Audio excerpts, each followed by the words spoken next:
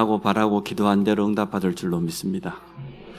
자, 2024년 한 해를 또 하나님의 은혜 가운데 예배드릴 수 있도록 하나님 축복해 주셨습니다. 또 새해에도 여러분 예배에 승리하기를 축복합니다. 옆 사람 한번 축복 한번 해보죠. 새해에도 예배에 승리하십시오. 네. 예배 속에서 모든 답을 얻으시기 바랍니다. 저는 아무리 생각해도 하나님의 은혜라고 생각합니다. 네, 제가 제일 첫 번째 목회자로 부러워하는 교육자는 설교 잘하는 사람입니다. 참 메시지도 좋고 감동도 주고 또 성도들에게 분명한 미션도 붙잡을 수 있도록 뭐 재미난 또 막 애화돼가지고 웃겨가면서 그렇게 하는 분들 보면 저분은 뭔 은혜를 받아서 저렇게 잘할 수 있을까? 정말 부러워요. 두 번째로는 전도 잘하는 목사입니다. 정말 현장에서 정확한 복음 메시지 가지고 제자를 찾고 또 제자를 세우고 교회화하고, 그게 제가 두 번째 부러워하는 교역자의 모습입니다. 세 번째로는 찬양 잘하는 목사가 부러워요. 제가 이재남 선교사하고 정동원 목사님 모집을 같이 이렇게 해봤잖아요. 8월 달에. 야, 참 어떻게 저렇게 찬양을 잘할 수가 있을까? 제가 늘 말하지만 우리 최은현 전사처럼 이렇게 찬양 인도하라면 저 두 곡만 부르면 목 쉬어버립니다. 야, 참 저거는 하나님이 주신 특별한 은혜요, 달란트다, 그런 생각이 됩니다. 그래서 참 하나님의 은혜로 제가 아직까지 이 자리에 있는 것 같습니다. 제가 뭐 학위가 있습니까? 뭐 실력이 있습니까? 인격이 있습니까?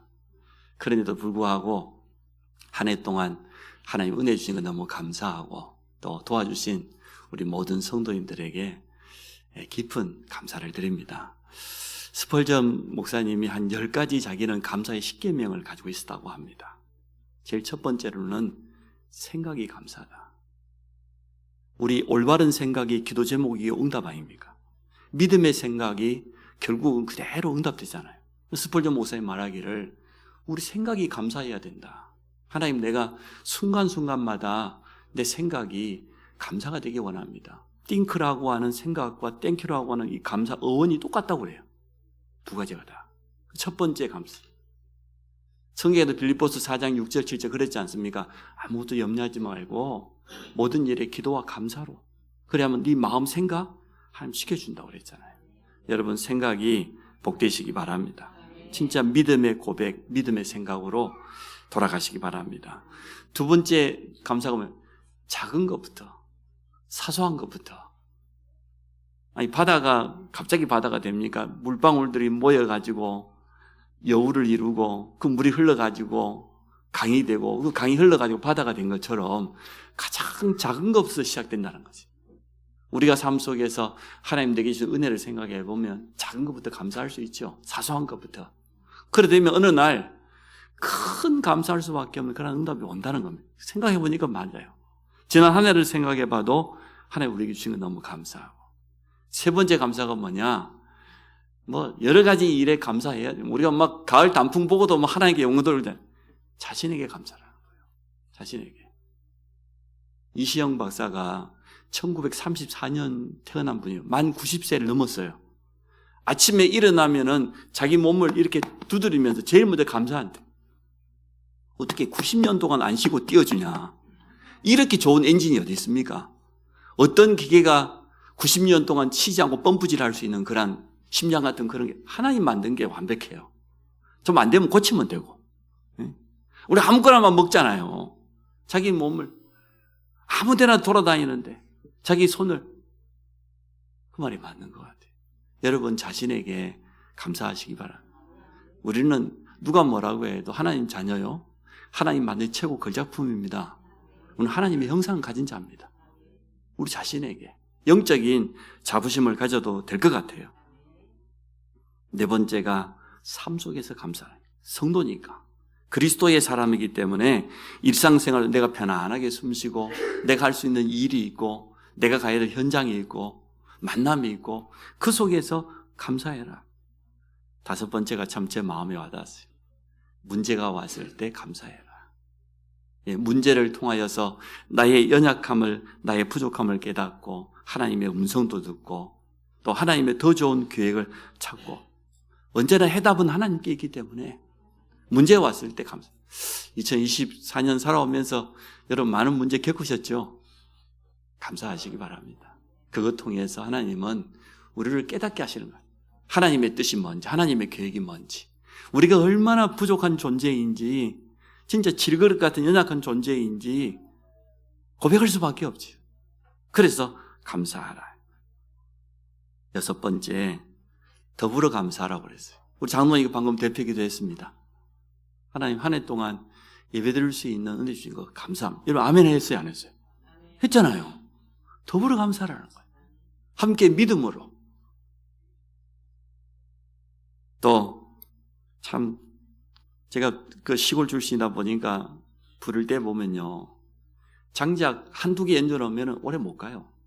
다 못 타요. 금방 꺼져버려요. 근데 쌓아놓으면 우리가 더불어 하면 그 능력은 대단하거든.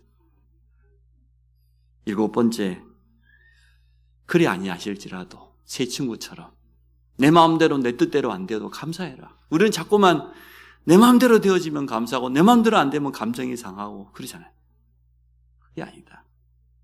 하나님은 언제나 더 좋은 것을 주시기 때문에. 8번째, 특히 잠들기 전에 감사. 잠들기 전에 감사는 우리의 영혼을 치유하는 거예요.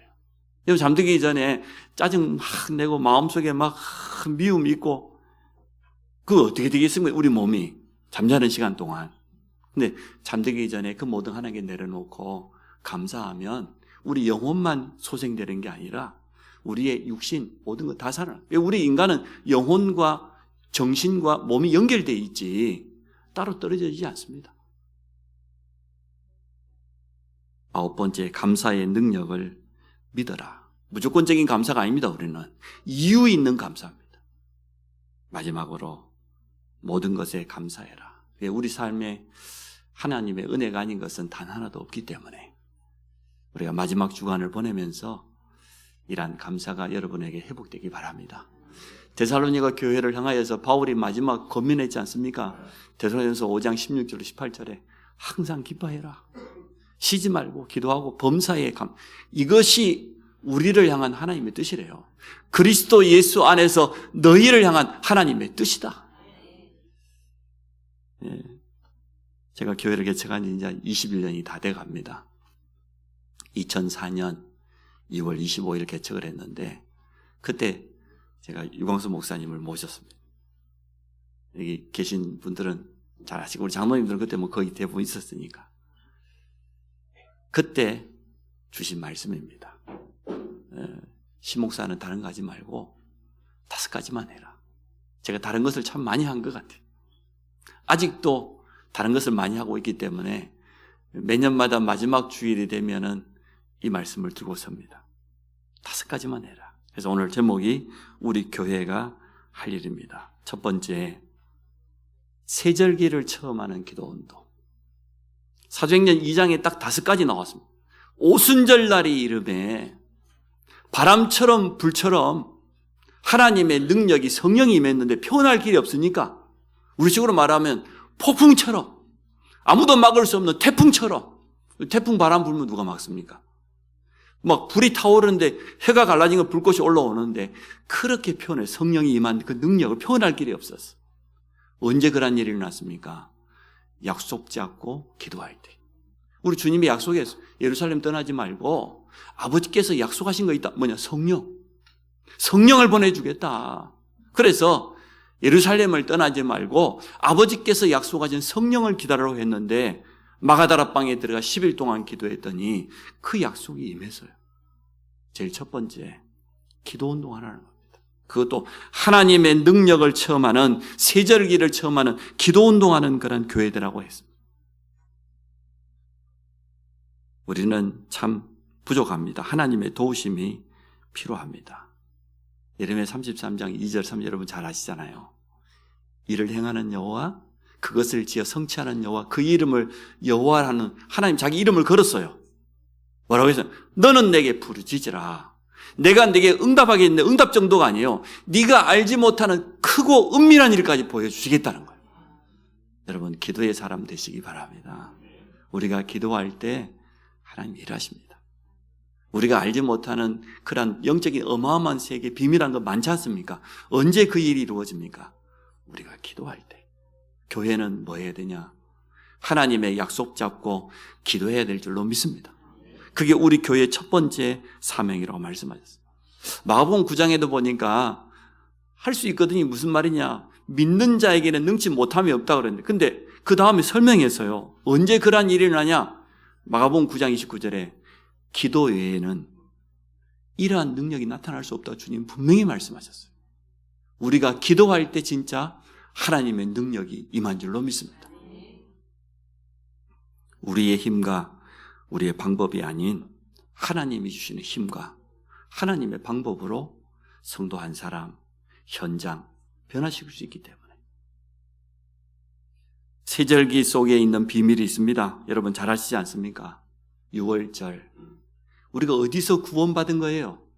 430년 노예에서 해방된 것을 예로 들었는데 로마서 8장 1절 2절에 보니까 어디서 우리가 해방되었습니까? 누구든지 그리스도 예수 안에 있으면 결코 정죄함이 없다. 왜냐?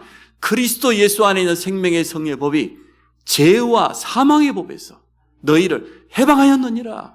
우리가 받은 구원은 그런 겁니다.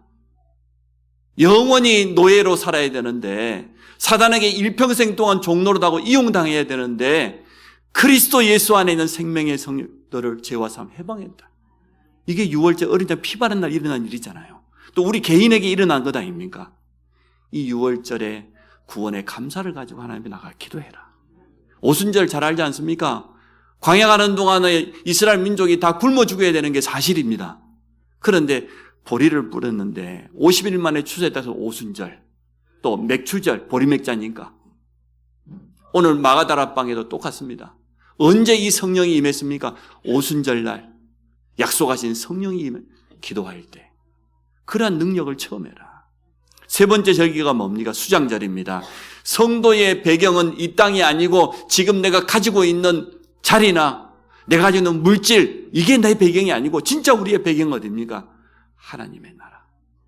하나님이 우리 배경이에요. 하나님 우리와 함께 하셔요. 이것을 누리는 기도운동하는 교회가 되라.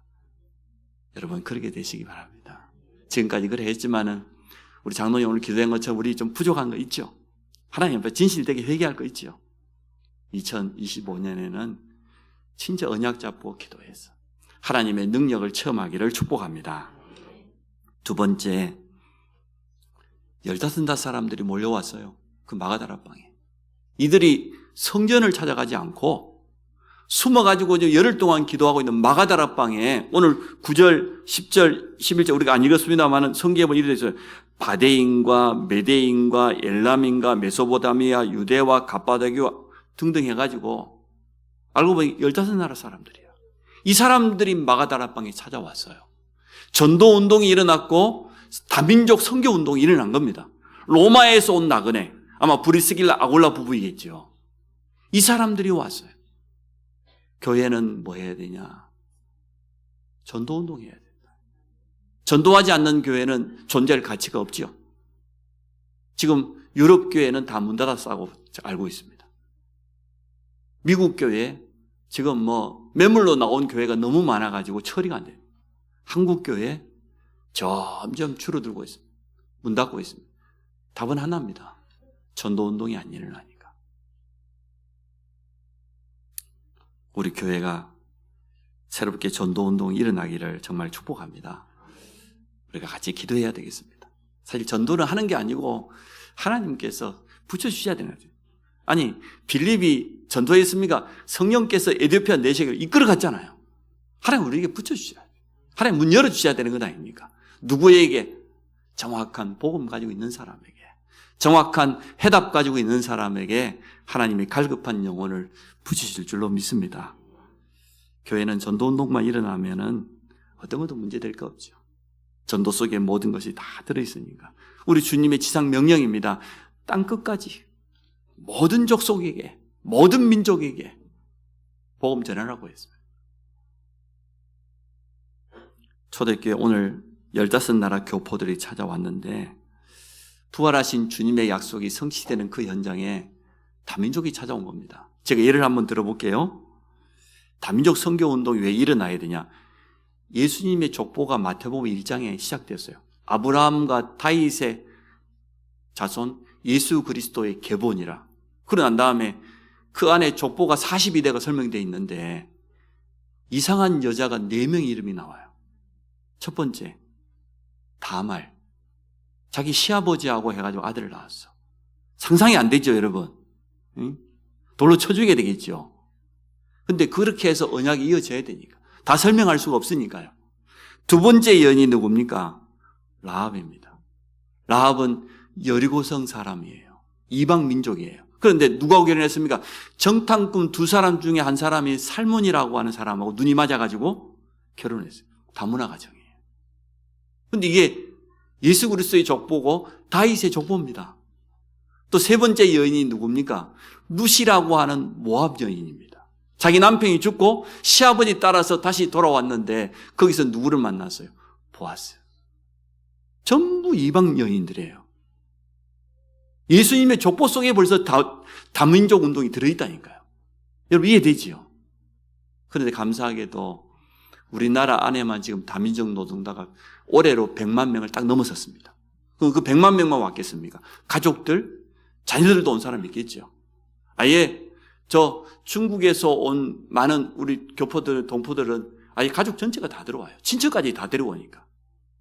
어쨌든 다민족 노동자가 통계상으로 100만 명을 넘었습니다. 우리나라는 이제 다문화 시대를 맞이한 겁니다. 그런데 초대교회 보니까 큰 마가다락방에 15나라의 교포가 왔다는 것은 다문화를 향한, 다민족을 향한 선교의 문을 하나 열었다는 거예요. 우리는 앞으로 그렇게 나가기를 원합니다. 여기에 이제 성탄절로 초대돼 왔던 태국 사람, 필리핀 사람, 베트남 사람, 또 북방에 있는 러시아 쪽으로, 러시아에 쓰고 있는 많은 북방 민족이 있잖아요. 아프리카 사람. 저희 딸이 그래요. 통번역국 이렇게 만들어가지고 헌신하면서 기도하는데 아프리카 한 번도 제가 이름 들어보지 못한 나라입니다. 그 나라에서 온 청년이 연결됐대요. 초청했더니 이번에 성탄절 와가지고 은혜 받고 이제 다음 주면 우리 세희가 집에 간다니까 세희 왜 집에 가? 묻는 거예요. 이 아프리카 흑인 청년이. 나 이제 막 이제 은혜 받고 지금 막 성탄절도 초청돼 나가고 내 이러는데 왜 가냐 그 말이겠죠. 이처럼 지금 이 다민족, 다인족 그런 시대가 되었습니다. 한민족이라는 단어 이거 제일 나쁜 겁니다. 우리는 한민족 아니에요. 사실은 아담과 하와로부터 우리는 한 계보입니다. 이방인의 뜰을 통해서 다민족 제자가 일어나야 될 줄로 믿습니다. 세 번째다.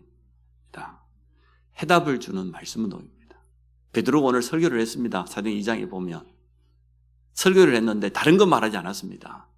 사람들이 막 성령 충만해서 방언이 터지고 막 기한 역사가 일어나니까 불신자들이 쳐다보고 저것들이 미쳤다. 저것들이 술에 취했다. 그때 베드로가 설교한 내용입니다. 우리가 술에 취한 게 아니고 요엘이라는 구약의 선지자가 분명히 예언을 했다. 마지막 때가 되어지면 남녀 종들에게 성령을 하나님 부어주시는데 물 붓듯이 폭포수처럼 그 성령을 우리가 받은 것이다. 그대로 설명했어요. 그것만 설명한 게 아닙니다. 복음을 너무나 정확하게 설명해요. 다윗을 통해서도 하나님이 예언했지 않냐. 메시아를 보내주겠다고. 그 약속된 것을 사도행전 2장에 그대로 설명합니다.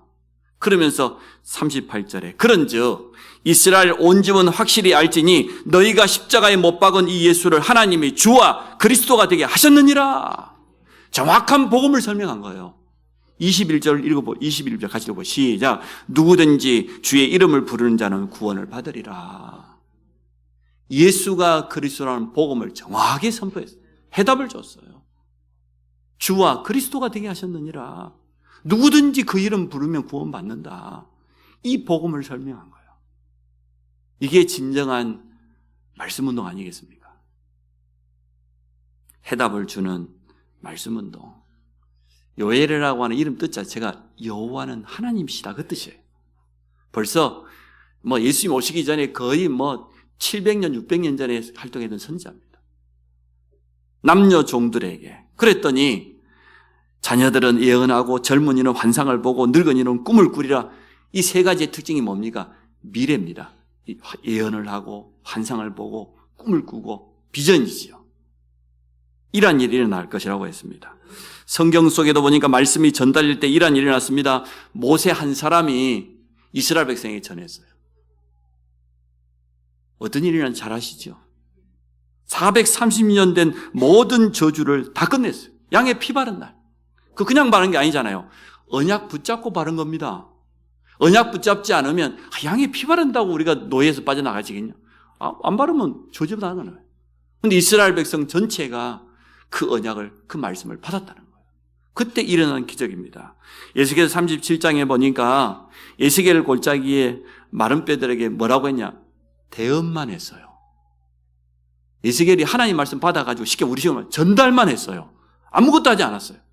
에스겔 37장 7절에 보니까 말씀을 대언할 때에 어떻게 이 뼈 저 뼈가 서로 맞부딪히기 시작했다고 그랬어요. 소리가 나고 움직이고 이 뼈 저 뼈가 그 다음에 힘줄이 올라오고 살이 붙고 마지막에 가죽이 덮였는데 살아있지 않으니까 거기다가 생기를 불어넣어 대언했을 뿐이에요. 여러분 말씀만 전달하시기 바랍니다. 우리가 말씀 붙잡고 말씀을 믿고 확신 가지고 전달할 때 하나님은 역사하십니다. 우리의 실력이 필요한 게 아니고 하나님은 말씀은 살아있는 말씀이기 때문에 우리 좀 부족해도 상관없어요. 그대로 그 말씀을 전달만 해도 현장은 살아날 수 있습니다. 바울팀이 말씀 운동을 하는데 똑같습니다. 사도행전 16장 15절 여러분 잘 알지 않습니까? 바울이 전하는 말씀을 루디아가 그냥 말씀을 들을 때에 그랬어요. 참 중요하죠. 그냥 역사에 말씀을 들을 때에 주께서 루디아의 마음을 열었다고 그랬어요. 말씀이 들려질 때 마음은 열는 거 아닙니까? 나를 주 믿는 자로 알거든 내 집에 들어와 유하라. 갑자기 그 고백한 게 아니에요. 바울이 전하는 이 정확한 복음의 말씀을 들을 때 루디아의 가슴이 막 뜨거워졌겠지요. 사명이 회복된 겁니다. 그렇습니다. 해답을 주는 말씀 운동. 그래서 말씀 운동할 수 있는 사역자가 필요합니다. 네 번째입니다. 사람을 살리고 세우는 제자 운동입니다. 어떤 제자를 남겨야 되겠습니까? 모든 사람은 다 제자를 남기게 되어 있습니다. 노름꾼은 또 노름꾼을 만들어내고 술꾼은 날마다 술꾼 친구 만나다가 또 남기게 되고 해요. 틀림없이. 복음 가진 그리스도의 제자. 오직 복음만이 재앙 막을 수 있기 때문에 해답을 주는 그리스도의 제자. 여러분이 이러한 제자 되시기 바라고 또 이러한 제자를 남기시기 바랍니다. 성경 속에 있는 7 그 중요한 후대 렘넌트 자꾸만 이야기하는데요. 제자 중에 모델 아니겠습니까? 그러한 제자를 남겨라. 우리 후대들을 그렇게 키워라. 우리 자녀를 그렇게 양육해라. 그 말 아니겠습니까? 아무리 열심히 해도 제자를 남기지 못하면은 실패하는 인생 됩니다.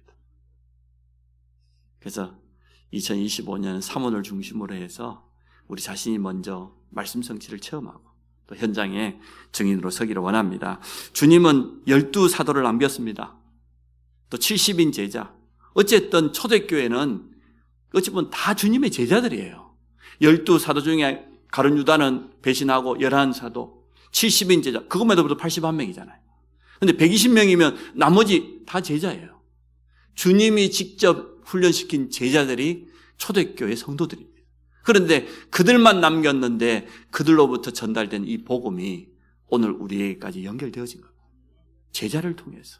그 1500년 동안 중세시대 천주교가 장악한 그 시대에 복음이 희미한 것 같고 제자가 없는 것 같은데 그래도 눈에 보이지 않는 그 숨겨진 그 흐름 속에 제자는 또 다른 제자를 계속 남겨온 겁니다. 그게 끊어졌다고 하면 우리가 복음 받지 못했겠죠. 제자 운동은 지속돼야 됩니다. 끊어지면 안 됩니다. 모세가 여호수아와 갈렙 같은 두 제자 남겼습니다. 40년 동안을 봤어요. 하나님이 그 80된 지팡이 하나 든 모세를 어떻게 사용하시는지 말이에요. 40년 동안 옆에서 못 깨게 했을 것 아닙니까? 홍해 앞에서 그 지팡이 들었는데 어떤 역사가 일어나 봤을 것 아니에요. 이스라엘 백성이 그렇게 원망하고 모세와 아론을 죽이려고 했어요. 왜 우리를 광야 가운데 인도해 우리를 이기서 죽게 만드냐. 그때 하나님 앞에 모세가 기도할 때 어떻게 역사했는지. 모세가 뭐라고 기도합니까? 저들의 죄악을 용서해 주십시오. 잠깐 십계명 받으러 갔다 와보니까 금송아지 만들고 우상, 모세가 그들을 위해 눈물을 흘리기도, 저들의 허물을 용서해 주십시오. 나를 생명차게 차라리 지운다 할지라도 내가 구원 못 받는다고 해도 저들 용서해 주십시오. 그렇게 기도하잖아요. 봤어요. 여호수아와 갈렙이 제자입니다. 바울이 가는 곳마다 지역 이름이 나오면 제자 이름이 나왔습니다. 그 제자와 함께 세운 시스템, 지교회들이 나왔습니다. 저도 안성에 와서 우리 성도님들 만났습니다. 이제는 세 가지 뜰을 할 수 있는 그런 시스템의 응답을 받아야 될 시간표인 줄로 믿습니다. 내 제자가 아닌 그리스도의 제자를 남기기 원합니다. 마지막으로 다섯 번째, 현장에 준비되어 있다. 우리는 교회 안에만 쳐다보면 절대 안 돼요. 현장에 있어요. 빛의 경제, 삼경제라고 그랬어요. 복음 전할 수 있는 빛의 경제, 전도 선교하는 선교 경제, 후대를 키울 수 있는 후대 경제, 삼경제라고 했는데 어디에 있습니까? 현장에. 여러분이 무슨 일을 합니까? 어떤 직장? 그 속에 있어요. 현장 속에. 우리를 기다리고 있는 영혼도 현장 속에 있어요. 성도는 현장에서 얼마든지 승리할 수 있습니다.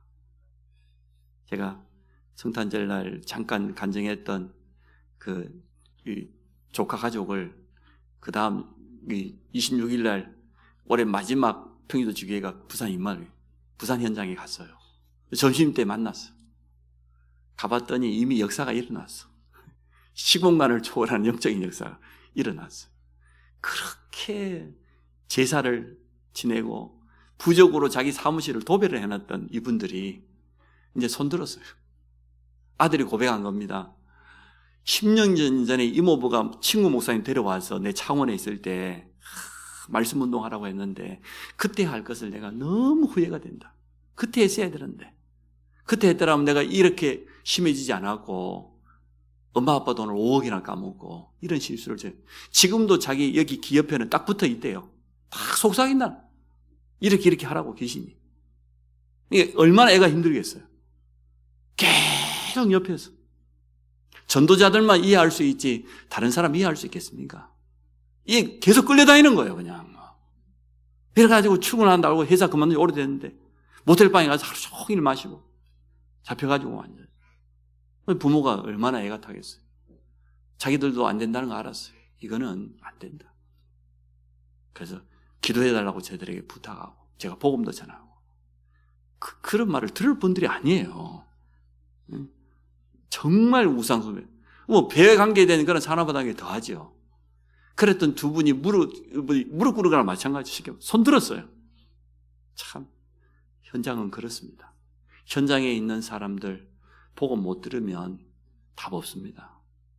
떵떵거리며 잘 사는 거 큰 소리 치고 있는 것 같지만 사실은 속은 문드러졌어요. 어찌 보면은 화려하게 꾸미고 바르면 바를수록 속이 허하다는 거 아니겠습니까? 그런다고 해서 예배 나올 때 그냥 나오시지 마십시오. 꾸미고 나오십시오. 말씀이 현장과 연결되지 않으면 모든 갈등의 원인이 됩니다. 하나님 살아계시다고 하는데, 하나님 말씀 성취된다고 하는데 나와 전혀 상관없다? 그만큼 힘든 게 어디 있겠습니까? 그러나 하나님의 말씀이 내 삶 속에서 조금씩 믿어지고 또 고백되어지고 또 말씀이 나를 이끌어간 걸 체험하게 되어지면 성도는 승리할 수 있습니다. 또 그 힘 가지고 우리 가정 지키고 또 우리 산업에 하나님 주신 능력 체험할 수 있습니다. 초대교회는 거의 현장에서 다 순교당했습니다. 복음 때문에. 그런데도 신앙을 지켰습니다. 몇 가지 현장은 절대 놓치면 안 됩니다. 내 자신의 현장, 사모늘로 영적 무장해라. 우리 자신을 위해서. 우리 가정의 현장, 영적 싸움 대강하지 말고 끝까지 영적 싸움 해라. 흑암이 계속 공격하는 틈이 있으니까. 그리고 교회 현장은 우리가 언약으로 초대교회처럼 하나 되어지고 원네스 되어지고 또 우리 후대 현장에는 흑암 문화가 판을 치고 있기 때문에 문화를 바꿔줘야 된다. 자꾸만 아이들하고 대화하면서 복음으로 하나님 말씀 해석해 줘야 됩니다. 적용시켜 줘야 됩니다. 알아듣더니 알아들을 때까지 계속 말해줘야 돼. 그리고 우리의 산업 현장, 지역 현장. 우리 교회는 우리 지역을 복음 문화로 살리는 교회로 쓰임받게 될 줄로 믿습니다. 교회는 다른 거 할 필요 없다. 5가지. 다시 한번 요약합니다. 하나님의 능력은 기도할 때 임한다. 하나님의 역사, 성령의 역사를 체험하는 기도 운동 속으로 들어가라. 2번째, 삶의 방향, 잘하든지 못하든지 전도 선교에다가, 이제 다민족에다가 우리 방향을 거기다 맞춰야 됩니다. 3번째, 해답을 주는 말씀 운동. 복음의 말씀 아니고는 이 땅에 해답이 없습니다. 4번째, 내가 그리스도의 제자가 되고 또 다른 제자를 찾는 인생이 되어야 됩니다. 마지막으로 여러분 현장에서 승리하시기 바랍니다. 이 응답 그대로 누리기를 주 예수 이름으로 축원합니다. 우리 같이 한번 이 5가지 기도 제목 가지고 한 30초 같이 기도하고 마치도록 하겠습니다. 하나님, 우리 모든 성도들이 우리 교회가 해야 될 5가지 운동 속으로 들어가도록 축복해 주옵소서.